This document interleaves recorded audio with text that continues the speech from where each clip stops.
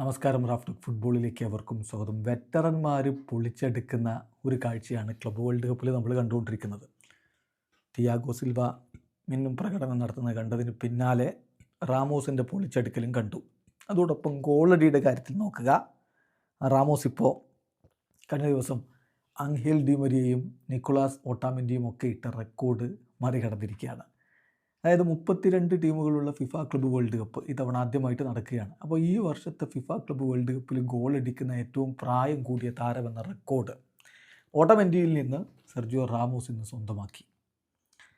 ഇപ്പോൾ bouquet ജൂനിയേഴ്സിനെതിരെ Benfica 2-2 സമനില പിടിക്കുമ്പോൾ അർജൻറ്റീൻ ക്ലബിനെതിരെ 2 ഗോൾ നേടിയത് അർജൻറ്റീനക്കാരായിരുന്നു.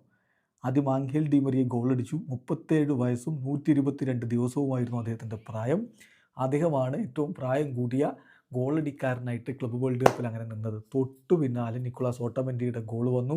37 വയസ്സും 124 ദിവസവും റെക്കോർഡ് അദ്ദേഹം സ്വന്തം പേരിലേക്ക് തിരുത്തി കുറിച്ചു. എന്നാൽ ഇന്ന് ഇന്റർ മിലാനെതിരെ മോണ്ടറിക്ക് വേണ്ടി കളിക്കാനിറങ്ങിയിട്ടൊരു കിഡിലൻ ഹെഡർ ഗോൾ സെർജിയോ റാമോസ് അങ്ങ് നേടി. റെക്കോർഡ് അദ്ദേഹത്തിൻ്റെ പേരിൽ 39 വയസ്സും 78 ദിവസവും പ്രായമുള്ളപ്പോൾ ഗോളടിക്കുന്നു. സോ ഫാർ 2025 ക്ലബ്ബ് വേൾഡ് കപ്പിലെ ഏറ്റവും പ്രായം കൂടിയ ഗോളടിക്കാരൻ സെർജിയോ റാമോസാണ്. റാമോസിനെ സംബന്ധിച്ചിടത്തോളം അദ്ദേഹത്തിൻ്റെ പ്രധാനപ്പെട്ട ഡ്യൂട്ടി എന്ന് പറയുന്നത് ഡിഫൻഡർ എന്ന നിലയിൽ എതിരാളികളുടെ നീക്കങ്ങൾ തടയലാണ്. അത് അദ്ദേഹം അതിനേക്കാൾ ഗംഭീരമായിട്ട് നിർവഹിച്ചിട്ടുമുണ്ട്. 11 ടാക്കിളുകളാണ് ഈ കളിയിൽ അദ്ദേഹം നടത്തിയത്. കാര്യത്തിൽ ഗെയിമിൽ ഒന്നാമതാണ്. 17 ഡിഫൻസീവ് ആക്ഷൻസ് അക്കാര്യത്തിൽ ഗെയിമിൽ ഒന്നാമതാണ്. 4 ഏരിയൽ ഡ്യൂവൽസ് വിൻ ചെയ്തു, അക്കാര്യത്തിൽ ഗെയിമിൽ ഒന്നാമതാണ്.